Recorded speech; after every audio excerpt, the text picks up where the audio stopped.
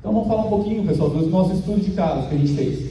Nós modelamos um sistema de classe 230 kV, no modelo do PSNU, e rodamos vários casos, variando o quê? O tipo de falta, o local da falta, o ângulo de incidência da falta. Então foram 57 cenários de testes distintos, com várias perturbações diferentes, e repetido 3 vezes, foi injetado 3 vezes o IED, cada um dos casos, para verificar o quê? A repetibilidade do IED.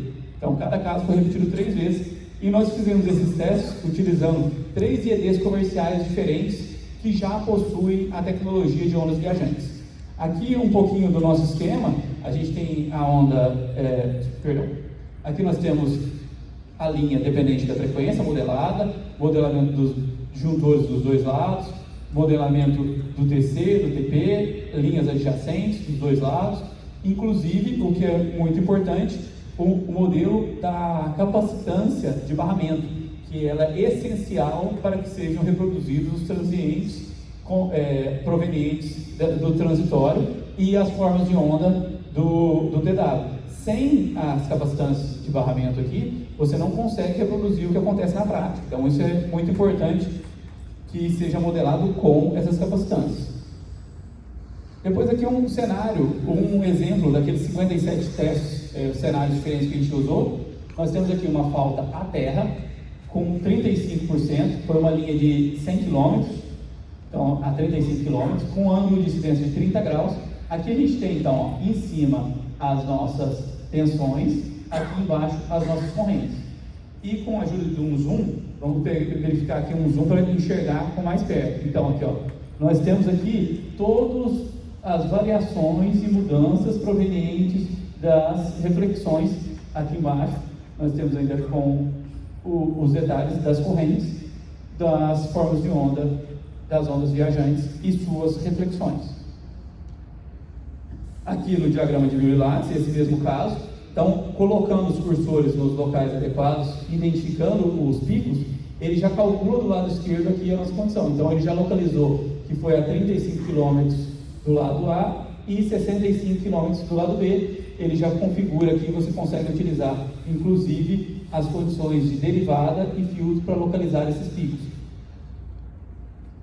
Depois, falando um pouquinho então dos resultados. O que a gente encontrou de resultados desses testes que a gente fez?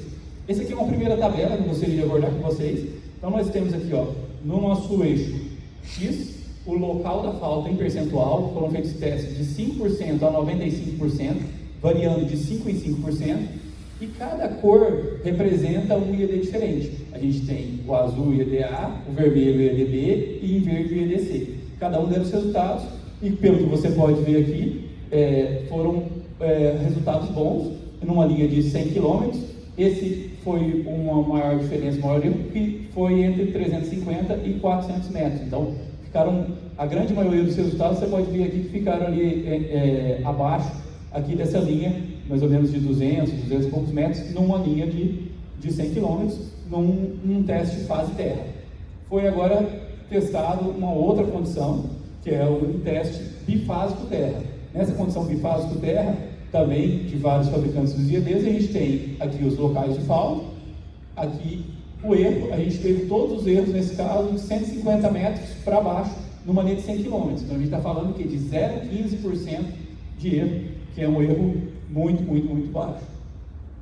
Depois, um terceiro tipo de teste foi testado de forma trifásica, uma condição na falta trifásica, também os nossos erros, local de falta no eixo X, erro em metros no eixo Y. Também tivemos todos os erros aqui, por exemplo, abaixo de 130 metros para menos nessa condição, o que mostrou uma precisão muito, muito boa.